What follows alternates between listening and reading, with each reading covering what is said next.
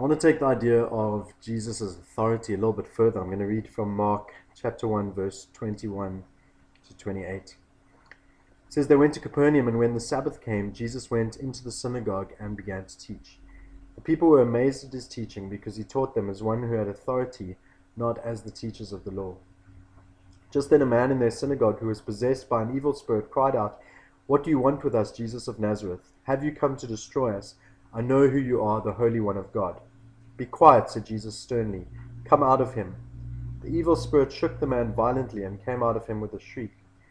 The people were all so amazed that they asked each other, 'What is this, a new teaching, and with authority?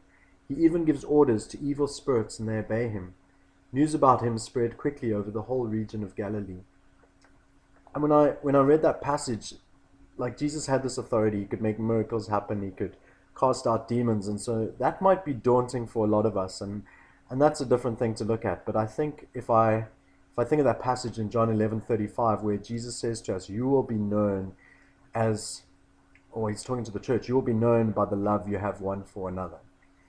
That is meant to be the authority of the church, that we are known by the love. And I speak about it as kind of the Christian tattoo is the tattoo of love, the mark of love. We should be known by the love we have for each other. That is at least, the very least, the authority that we should carry. When people hear us speak, they should be looking at our lives and saying, these people live with such love. They are looking out for the least of these. They are really making a difference when there are people living in poverty. They are rallying against injustice. And so the love that we have, at least for each other, but for the least of these, for those around us, should be something that gives us such authority that it really adds backing to our words.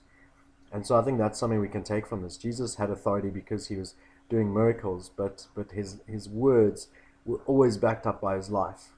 So whether it was miracles, whether it was just the love that he had for people, whether it was reaching out for the least of these, that was something that he had consistently. And we can work towards miracles, we can work towards healing and trying to figure out things like that, but at the very least, we have to start with loving each other and letting that provide authority, which kind of backs up the things we speak and the things we're trying to get people to believe.